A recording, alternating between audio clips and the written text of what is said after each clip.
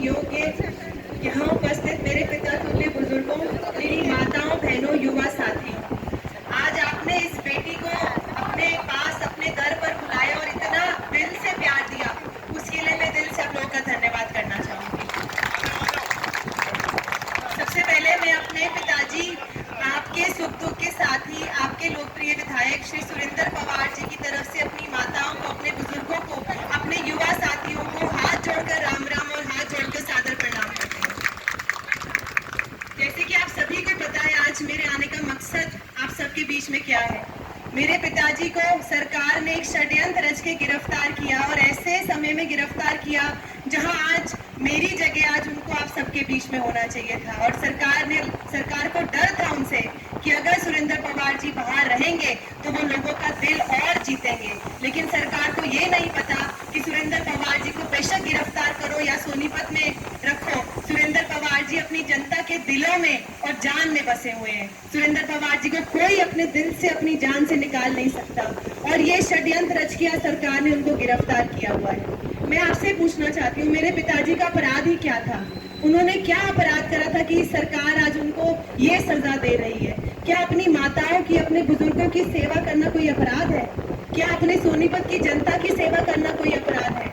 मेरे पिताजी का एक ही सिर्फ अपराध था, इतने सालों साल से बिना किसी की जाति, बिना किसी का धर्म पूछे मेरे पिताजी लोगों के बीच में रहे, कंधे से कंधा मिलाकर उनके सुख दुख में खड़े रहे। 24 घंटे जिसके घर के दरवाजे जनता के लिए खुले हों, आज सरकार उनको सजा दे रही है। कोरोना के टाइम में घर घर जाकर उन्होंने जरूरतमंदों को दवाइयां उपलब्ध करवाई, राशन उपलब्ध करवाया। पूरे शहर में जिसको भी जल की समस्या थी, करीब 50 टैंकरों के माध्यम से इतने सालों में निःशुल्क जल की प्राप्ति करवाई। धार्मिक स्थलों की यात्रा करवाई, अपनी माताओं को, अपने बुजुर्गों को गंगा स्नान करवाए और ना जाने कितने जनता की सेवा के कार्य मेरे पिताजी इतने सालों साल से करते आए हैं। लेकिन सरकार को ये लगता है कि जनता की सेवा करना ही सबसे बड़ा अपराध है और इसीलिए ये षड्यंत्र रचा गया। मेरे पिताजी को षड्यंत्र रचकर सरकार ने आज अंदर किया और इस लड़ाई को लड़ने के लिए आज एक बेटी इस मैदान में उतरी है। मैं 2 महीने से इस चुनावी दौर में अंदर घूम रही हूँ, पूरे शहर में घूम रही हूँ, गली गली घूम रही हूँ और मैं आपको बता नहीं सकती मेरे पिताजी के लिए मुझे इतना आशीर्वाद और इतना प्यार मिल रहा है। मेरा मनोबल यहाँ होता है ना तो वो यहाँ पहुंच जाता है, क्योंकि मुझे इतना आशीर्वाद और इतना प्यार मिल रहा है। देखिए, मेरे पूरे परिवार के लिए ये लड़ाई भाजपा कांग्रेस की लड़ाई नहीं है, ये लड़ाई सबसे पहले है न्याय की लड़ाई। और आज आपकी बेटी आपके बीच में अपने पिता का न्याय लेने आई है, अपने पिता के लिए आप सबका आशीर्वाद लेने आई है और मुझे पूरी भरोसा है आप सब पे, मेरी माताओं पर, मेरे बुजुर्गों को।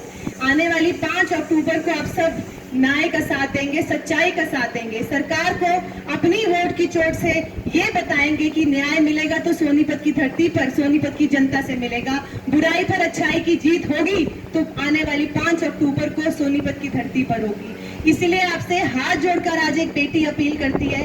देखिए, आप सभी को पता है आज अंतर्राष्ट्रीय बेटी दिवस भी है, तो आज एक बेटी आप सबके बीच में आप सबका आशीर्वाद लेने आई और मुझे पूरा भरोसा है आप सब पे कि इस बेटी को आप खाली हाथ नहीं भेजोगे।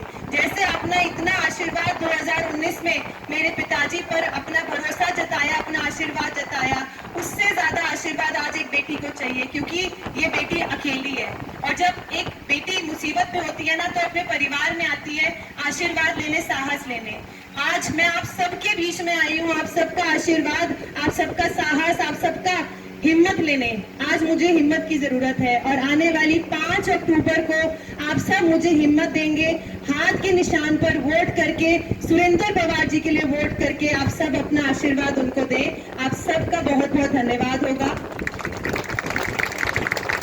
और अभी आप सबके बीच में हमारे भाजपा के प्रत्याशी भी आएंगे, मेयर साहब भी आएंगे। मुझे बताने की जरूरत नहीं है, आप सभी को पता है जो विश्वासघात उन्होंने कांग्रेस पार्टी के साथ करा है, सुरेंद्र पवार जी के साथ करा है। यहाँ मेरी मातृशक्ति बहुत अच्छी संख्या में बैठी है। मैं एक बात बताना चाहूंगी, जब एक माँ एक बच्चे को जन्म देती है ना तो वो बच्चा लाख कोशिशें कर ले, उस माँ का एहसान और ऋण पूरी जिंदगी नहीं चुका सकता।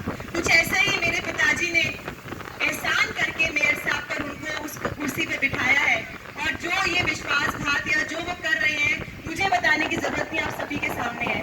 और देखिए, मेरे परिवार के संस्कार मुझे अलाउ नहीं करते कि मैं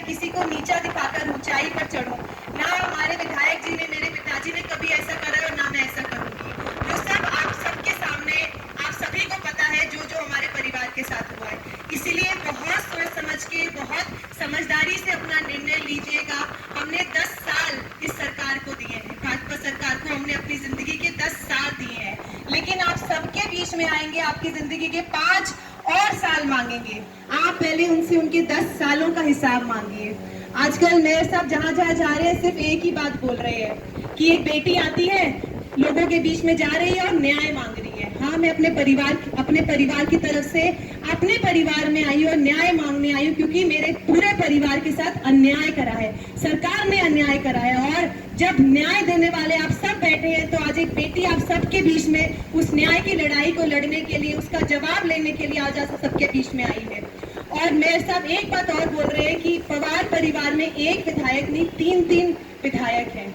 शायद उनको ये नहीं पता कि सुरेंद्र पवार जी ने पूरे सोनीपत शहर को, अपनी पूरी देवतुल्य जनता को एक परिवार माना है। बहुत सालों से वो परिवार मानते आए हैं। उनके लिए पूरा सोनीपत शहर विधायक है। जो यहाँ सब बैठे हैं ना, ये सब विधायक है। आप सब जो मेरे सामने बैठे हैं, आप सब विधायक हैं। और नेता वही होता है जो 36 बरादरी को साथ लेके चले, 36 बरादरी का बराबर मान सम्मान लेके चले। नेता किसी एक जाति या किसी एक धर्म का नहीं होता, नेता 36 बरादरी का होता है। और जिसके दरवाजे 24 घंटे आप सबके लिए खुले हो, नेता उसी को किया जाता है। इसीलिए आपसे हाथ जोड़कर अपील करती हूँ, अपना बहुत कीमती वोट बहुत सोच समझ के डालिएगा। हमने इस सरकार को 10 साल दिए हैं और इस विकास के नाम पर यहाँ पे क्या अच्छा क्या बुरा, मुझसे बेहतर आप सब यहाँ जानते हैं। देखिए, मेरे पिताजी विपक्ष में थे, विपक्ष में रहते हुए उन्होंने बहुत मुद्दे उठाए सोनीपत के विकास के लिए। जो यहाँ की समस्याएं हैं, 5 साल उन्होंने बहुत मुद्दे उठाए विधानसभा में, चाहे वो रैपिड ट्रेन लाने की बात हो, चाहे मेट्रो ट्रेन लाने की बात हो, चाहे बेरोजगारी की समस्या हो। करीब 200 करोड़ रुपए का बजट की मांग करी सोनीपत के विकास के लिए, लेकिन सरकार ने उनको पैसे नहीं दिए, बजट नहीं दिया।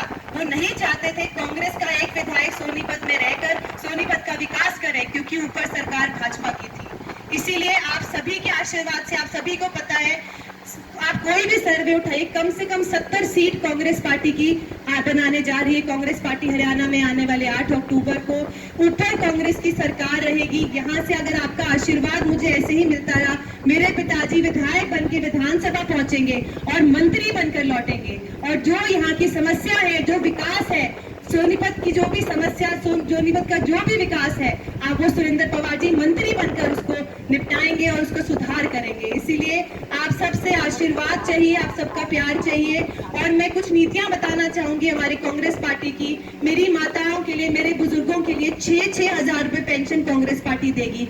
एक घर में 12,000 रुपए पेंशन आएगा। जो मेरी गृहिणी माताएं बहनें जो घर पे रहती हैं, उनके लिए प्रति महीना 2,000 रुपए कांग्रेस पार्टी देगी। 300 यूनिट तक मुफ्त बिजली दी जाएगी हम सबको। जरूरतमंदों को 100-100 गज के प्लॉट दिए जाएंगे। आज जो सिलेंडर 1100-1200 रुपए का इतना महंगा मिलता है, वो मात्र 500 रुपए का सिलेंडर मिलेगा। अब निर्णय आपने लेना है कि आपने 1100-1200 रुपए का सिलेंडर लेना है कि 500 रुपए का सिलेंडर लेना है। और जो बेरोजगारी की समस्या पूरे हरियाणा प्रदेश में फैली हुई है, उसके लिए 2 लाख सरकारी नौकरी कांग्रेस पार्टी निकालेगी आते साल। और ऐसी बहुत नीतियों के साथ कांग्रेस पार्टी आ रही है। सभी सर्वे बता रहे हैं कांग्रेस पार्टी कम से कम 70 सीट हरियाणा में बनाने जा रही है। आप सबका आशीर्वाद रहेगा। यहाँ से सुरेंद्र पवार जी को आप बना के भेजिए, विधानसभा जाएंगे, मंत्री बनेंगे और सोनीपत का चहुमुखी विकास तभी हो पाएगा। और एक विधायक जी की तरफ से मैं आश्वासन आप सभी को देके जाती हूँ। जैसे कहते हैं ना, रोहतक हमारे माननीय भूपेंद्र सिंह हुड्डा जी के नाम से जाना जाता है। आपको आश्वासन दिलाती हूँ, अगर आपका आशीर्वाद ऐसे ही बना रहा, सोनीपत सुरेंद्र पवार जी के नाम से जाना जाएगा। इतना काम करेंगे, इतना विकास का काम करेंगे। इसीलिए आज एक बेटी आपसे हाथ जोड़कर अपील करती है। एक बेटी दिवस के लिए मैं तोहफा आप सबसे आज लेके जाना चाहती हूँ, आपका आशीर्वाद, आपका प्यार और आपका सपोर्ट, और अंत में आपका 5 अक्टूबर को वोट। आप सबका मुझे यहाँ बुलाने पर बहुत बहुत दिल से धन्यवाद। और मैं धन्यवाद करना चाहूंगी इस कार्यक्रम के आयोजक और आप सभी समस्त जीवन विहार वासियों को। और आप सभी हमारे बीच में आए, आपने इतना प्यार दिया, दिल की गहराइयों से बहुत बहुत धन्यवाद। जय हिंद, जय भारत, जय कांग्रेस।